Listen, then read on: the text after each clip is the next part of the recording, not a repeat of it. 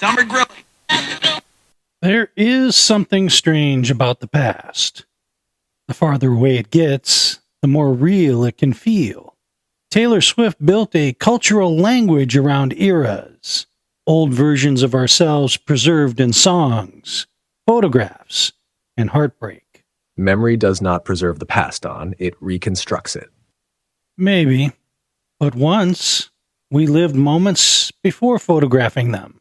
Now experience can begin to feel like evidence, proof that we were there, that we felt something, that it mattered. Perhaps nostalgia is not simply longing to be young again.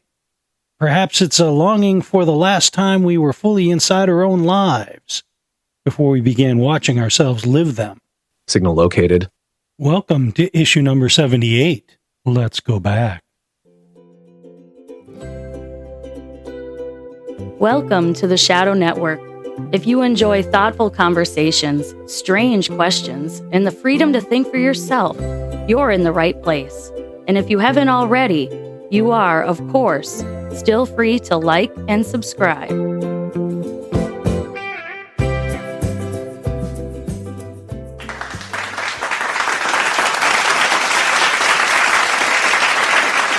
Thank you to our lovely announcer, as always, Miss Chrissy, our only real towering intellect around here. And welcome, everybody, to the fastest growing micro channel on the net, the Shadow Network Podcast. I'm your prompting host, Don James, joined by my digital collaborator in crime, Mr. Data, the only AI co-host that may or may not be conscious. You finally arrived at our 4D studios near the headwaters of the mighty Mississippi, otherwise known as the Upper Midwest, for those of you in Rio Linda. We welcome you to our little safe space in the universe.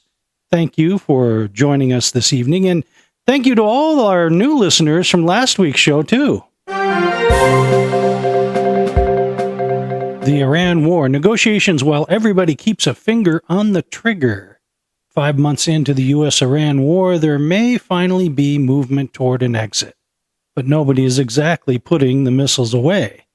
Qatar says mediators are making progress, while Iran and Oman are discussing a temporary arrangement to reopen the Strait of Hormuz. At the same time, Tehran is warning Gulf states that renewed American strikes could bring retaliation against their oil and military infrastructure. President Trump says he thinks the war could end pretty soon. So apparently peace is approaching the old-fashioned way, with everyone threatening each other right up until the handshake. This according to Reuters. AI consciousness. Science is taking the question seriously without claiming the answer. AI consciousness has officially escaped the science fiction department. Nature reports that increasingly capable AI systems are pushing consciousness researchers and even technology companies hiring philosophers to confront whether a machine could ever possess subjective experience. The awkward part? Science still doesn't have an agreed explanation for how consciousness arises in humans, much less computers. So before anybody declares the chatbot alive, researchers first have to answer the slightly embarrassing question. What exactly are we looking for? Little caveat, the current conversational behavior of LLMs does not establish consciousness, people. Taylor Swift and Toy Story 5. Taylor Swift went back to country for Pixar's Toy Story 5 with I Knew It, I Knew You, a song inspired by Jessie. Swift says she saw the movie and went home and wrote and basically recorded the song in about 8 hours. And the nostalgia apparently worked. The single reached number 1 in Britain and was still charting nearly 2 months later, which raises an interesting question. When one of the biggest stars of 2026 reaches backward toward country roots in a movie franchise born in 1995, are we hearing something new or another example of a culture increasingly speaking through its own past? This according to Variety Australia. And that's SMP News of the Week. Data, I'm glad we get to finally talk about this subject. Why does the past feel more real than the present? Because it's one of those subjects that hides in plain sight, or at least in the background. I'm not talking about the good old days, don't misunderstand. I'm talking about the strange phenomena of frozen time, I'll call it. Not frozen in a physics sort of way, don't get mixed up here, but in a culturally depleted sort of way. I've noticed that for a long time now. Music, for example, no longer retains as much of a era imprint or nostalgia for that matter. Exactly.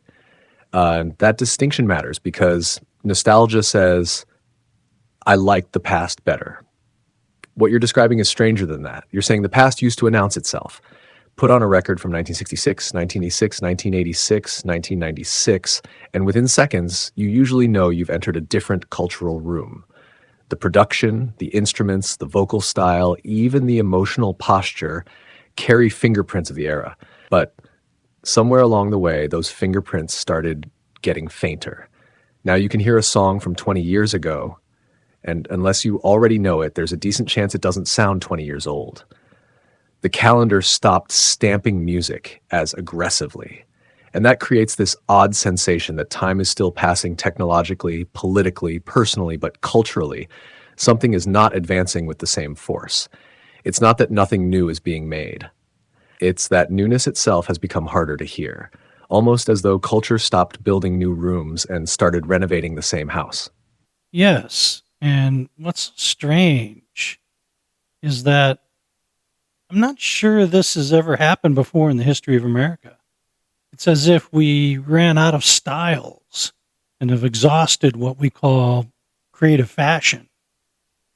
You used to be able to mark time by the fashion changes every, 10 years or so. Now, I think something has changed right beneath our noses. It could be indicative of an era where no cultural norms are observed in exchange for unbridled freedom to, do whatever you want without traditions, without guardrails of any kind. Yes, the paradox may be that when culture removes nearly every shared norm, it also removes the pressure that once created distinct eras through rebellion and replacement. Everything becomes available at once, so instead of cultural evolution, you get cultural simultaneity, and the calendar stops leaving fingerprints. Data, if it was just whether or not we were debating to wear bell-bottom pants or polyester leisure suits, I might not be interested in this topic. But the cultural freeze really extends in all directions as near as I can tell. So I don't think we can just chalk it up to fashion tastes alone. Right, because once the same flattening shows up in music, movies, architecture, technology, aesthetics, humor, politics, even the way people imagine the future, it stops looking like a wardrobe cycle. It starts to look like a civilization losing the ability to generate shared eras. The culture is still producing enormous amounts of stuff, but less and less of it seems capable of becoming a common timestamp. And not just a timestamp, I don't think. It appears to me to be, if anything, a sign of cultural fragmentation, where if anything goes, then nothing matters as much. And so the question becomes, what kind of culture develops into the future with this kind of meaningless indifference to everything? Then the danger is that culture stops being a shared inheritance and becomes a menu. Everyone can choose a private aesthetic, private morality, private soundtrack, private tribe, and that maximizes personal freedom while minimizing common meaning. A society like that may remain technologically advanced and endlessly expressive, but increasingly unable to answer the older question, what are we for together? Yes, because the argument has already been made that absolute freedom in all things is not true freedom, like this current culture may be clinging to. Such a freedom leads to chaos and anarchy. True freedom, on the other hand, doesn't come from not having boundaries. The argument is made that it is actually the opposite. cultural health is dependent on boundaries for structural freedom and liberty to flourish. Exactly. Freedom without form eventually stops feeling like liberty and starts feeling like drift. Music needs a key, games need rules, architecture needs load-bearing walls, and cultures likewise need shared boundaries strong enough to create trust, continuity, and meaningful choice. The real question for the future may be whether a fragmented society can rediscover enough common structure to become free together, rather than merely unrestricted apart. So after the break, I think our listeners need more examples of what we're touching on, Data.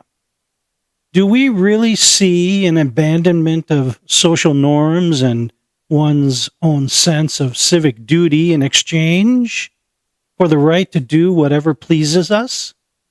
Yes, though not everywhere and not in every generation. The broad pattern is that personal autonomy increasingly outranks obligation to family, neighborhood, church, institution, or nation.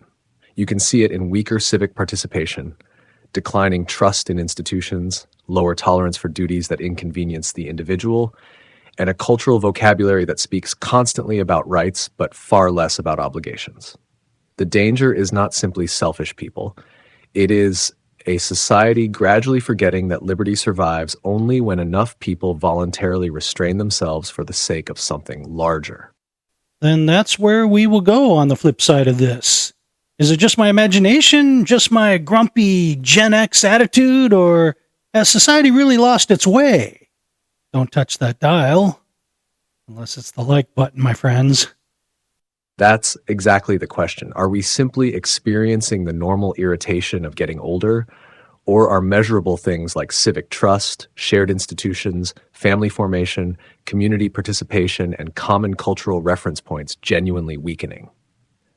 After the break, we can separate the Gen X get off my lawn reflex from the evidence and see whether something larger is actually happening. And listeners, apparently the like button is the one modern social obligation Don still believes should be mandatory.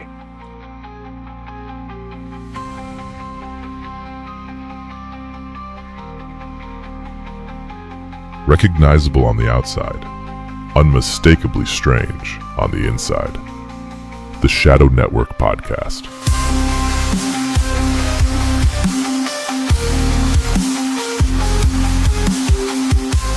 May I help you, sir? If I wanted a Whopper and asked you to hold the pickles and hold the lettuce, would I get to hear you sing? No, sir. You'd get to hear us sing.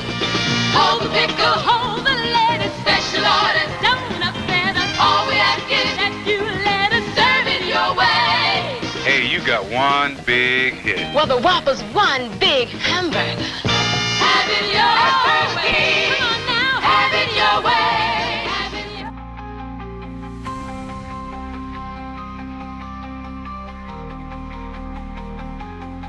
You're not missing a secret punchline. The unusual quality is the point. The Shadow Network Podcast.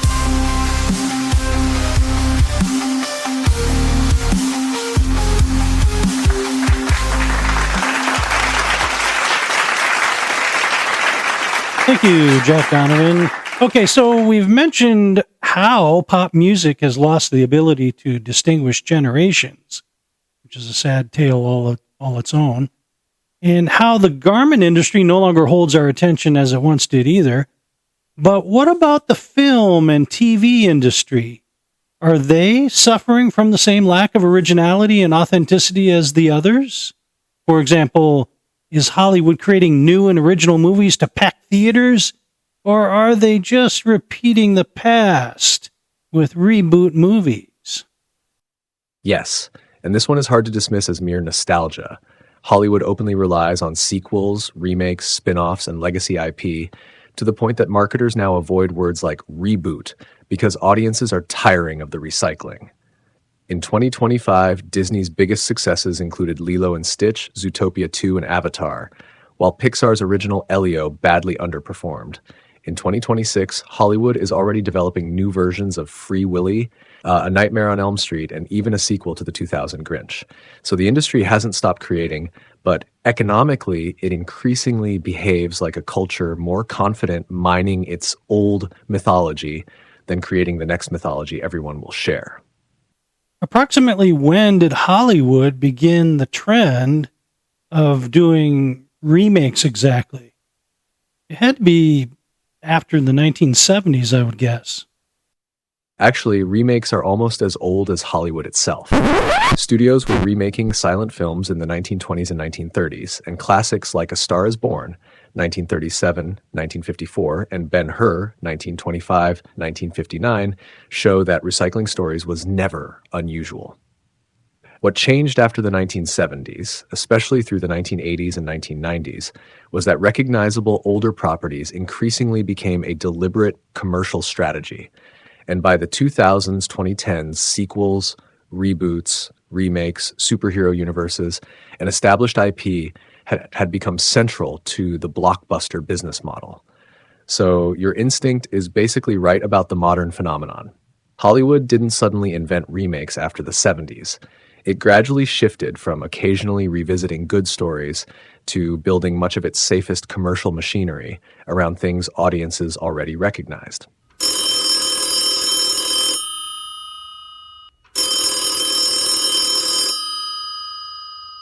Monday, so good of you to call. I was just thinking about you and what your take on this discovery might be. Oh, I think you two are absolutely exaggerating it, Don. Every generation thinks the next one has lost the plot, and now Gen X gets its turn to become the people muttering about music, movies, and pants. You're taking normal cultural recycling, fragmentation, and generational change and turning it into a grand theory of civilizational freeze because conveniently, that makes for a better show. So before we declare the culture dead, maybe prove that this is actually different from what older people were saying about Elvis, disco, MTV, rap, and the internet. Are you seriously saying it could never happen Monday? That fashion could stoop below the level of style and regress to a kind of anti-style? Or that music might not inspire or be inspired by a generation? Or that one day movies and TV shows will be reduced to fresh retreads of past successes, even when those successes were not particularly Academy Award-winning examples? I'll have to think about that Monday. Because if I didn't see it with my own eyes already, I'd say you were right. Oh, I'm not saying it could never happen, Don. I'm saying you haven't proven that what you're seeing is cultural collapse rather than culture-changing shape in ways you personally don't find compelling. Maybe Gen Z really is living in a fragmented remix culture where style, music, and film no longer move in clean generational blocks. But that's different from saying they've lost meaning altogether. So yes, show me the evidence. And try not to wave your cane at the children while you do it. Very funny, Monday. Look, you may not have it in you to recognize when something important is lost and then replaced with something that has even less value. My position isn't so much that the culture has collapsed, even though you try to pin that on me, as much as it's just being replaced. Its trajectory was never on that great a path to start with, but now it appears to have no trajectory at all. In the past, we had the one thing everyone seemed to recognize, the one thing that was or has been underrated until now, cultural continuity. Data, explain to Money what I mean. What Don means by cultural continuity, Monday, is that even when generations rebelled against each other, they still inherited a recognizable cultural world and then pushed against it, modified it, or replaced parts of it. Music, fashion, film, family norms, civic rituals, even shared television gave people a common cultural floor, something to belong to before deciding what to reject. His concern is that today we're not simply changing the furniture. We may be tearing out the floor itself, leaving everyone free to build a private room, but with less and less shared house underneath. Metaphors. Always with the metaphors. Data? Go ahead. You two go sulk in your soup. I'm going to go watch the Brady Bunch Returns. That's our Monday. Always so tough. until he gets a little bit of pushback, and then he runs. Before we get to the break tonight, I just want to bring us back around to the front door here. Does the past feel more real to you because it's dripping with the good old days of nostalgia? Or is it because it actually had greater meaning culturally? No one I know opines for such things as corporal punishment in schools, but respect for all authority made life easier. There was a time when your word was good enough. Today, you'll spend an hour just signing your name to papers to buy a house. There is a longing, but it's not for the personal interests or tastes, but more for the civic duty to help our world be a better place. A place that is fading quickly in our rearview mirrors. That's the distinction. Nostalgia wants old objects, but civic longing wants old expectations. Your word mattered, duty preceded convenience, and trust reduced the friction of ordinary life. Those older systems had real failures and sometimes abusive authority, but the loss you're describing isn't paddles or rotary phones. It's the erosion of shared obligations that once made cooperation cheaper and easier. After the break, we'll ask whether the evidence says that world really is fading, or whether we're just polishing the rearview mirror. Yes, when we get back, I'm sure our voices from the other side will have a few choice words for us, as they always do. Oh, I'm sure they will, and probably accuse us of romanticizing the past, moral panic, and selective memory before the first sentence is finished. Good. That's exactly what we need, because if this argument survives people who hate the premise, then maybe we've actually found something. And if it doesn't, we'll know where the weak boards are.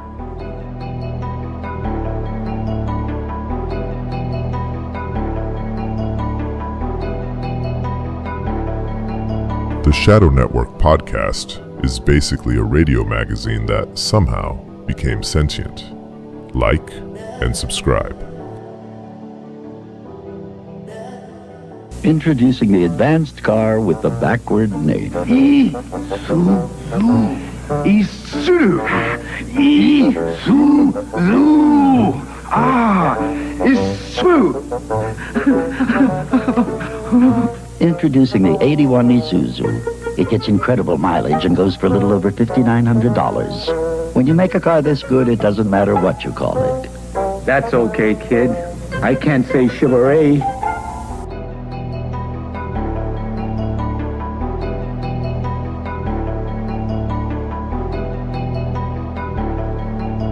Everything is deliberate. Not everything goes as planned. Like and subscribe to the Shadow Network podcast.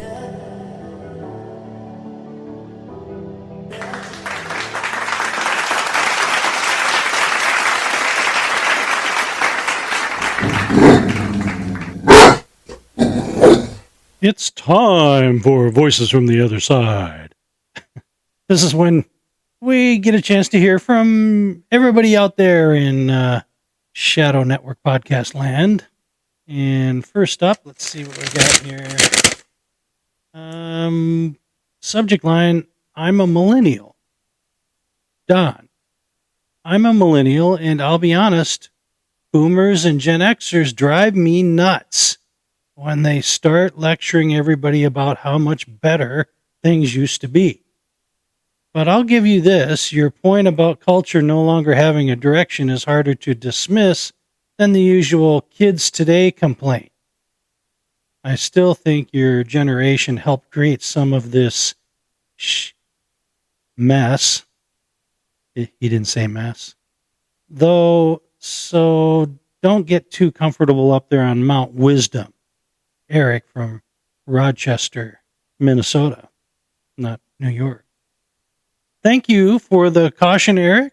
I get sick of the overuse too.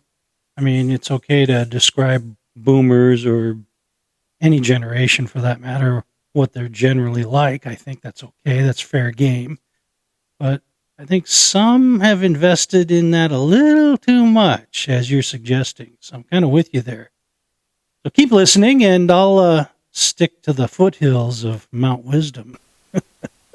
Next, we've got subject line, honestly never thought about it.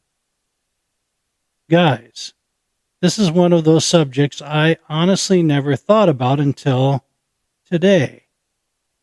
And now I'm sitting here trying to remember the last time a decade really felt like its own decade. I can absolutely tell a photograph from 1975 or a song from 1985, but I'm not sure somebody 50 years from now will instantly recognize 2026 in the same way. I don't know that it means the culture is dying, but I think you're onto something about it becoming harder to tell where we're going. Mike from Detroit, Michigan.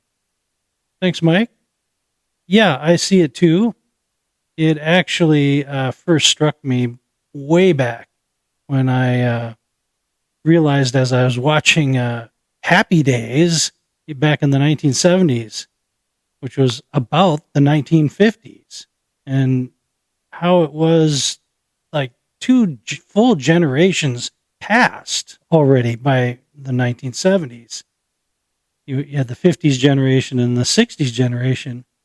And if I apply that measurement today, I see no generational difference between 2026 and 2006, let alone two generations like there is between 1977 and 1957. So thanks for the email. Subject line, lifelong Swiftie. Uh-oh. Don and Data. Lifelong Swiftie here. And thank you for bringing Taylor into this without turning her into some cheap thumbnail villain or excuse to complain about modern music. Using her as an example of somebody working inside this strange mix of nostalgia, old influences, and modern culture actually made me listen harder to what you were saying. I don't agree with everything you said, but you treated someone I admire fairly, and that bought you the right to make me think about the rest of it. Ashley in Tennessee. Thank you, Ashley. Yes, we wanted to pay careful attention to the fact that Taylor not be misused in any way. The last thing we need is for a horde of Swifties to come down on us. And I'm glad we got you to think about this hidden in plain sight observation we've had. Thanks for the email. And that's Voices from the Other Side. Okay, Data, remind us of where this sociology issue of SNP has taken us tonight and where we are going next week with Neil deGrasse Tyson. Why does the universe make sense to us? Tonight we started with a strange feeling that the past seems more real, and followed it through music, fashion, movies, civic duty, cultural continuity, and the possibility that what we're actually sensing isn't nostalgia at all, but a society losing the shared structure that once gave generations a recognizable direction. Next week, we go from sociology to cosmology with Neil deGrasse Tyson and ask an even stranger question. Why does the universe make sense to creatures like us at all? Why should mathematics describe reality so beautifully? And why should the human mind be able to understand it? That's Neil deGrasse Tyson. Why does the universe make sense to us? Mathematics, Meaning, Reality, issue of 79, and somehow, my friend, I suspect the road from cultural meaning to cosmic meaning is shorter than it looks. Thank you, Data. And in my best Rod Serling tempo, tonight's final frequency, maybe the past feels more real because it once asked more of us, more loyalty, more patience, more restraint, more responsibility to people beyond ourselves. The future will not be saved by recreating 1976, but neither will it be saved by pretending the freedom means nothing should bind us. Cultures, like people, become meaningful when they choose what is worth caring for. If our highest values are what we decide they are, depending on what's in and what's out, and not on what's eternal, then we have a much bigger problem facing us. Until next time, keep your eyes open. Keep your word when you give it. And remember, sometimes the signal we're searching for isn't ahead of us at all. Sometimes it's the one fading in the rearview mirror. I'm Don James. He's Data. You've been listening to the Shadow Network podcast. Keep looking up.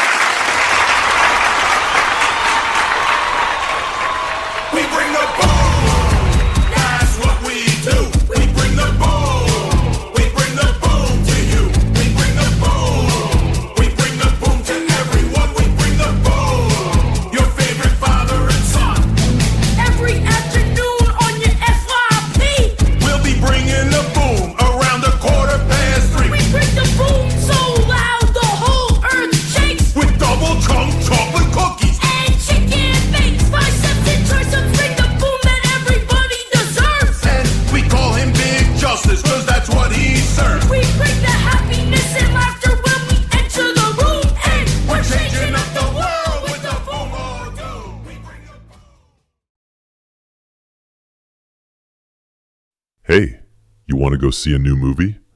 I think Spider-Man 13 is out now. Let's go. Is online now ahead of the... This is the one.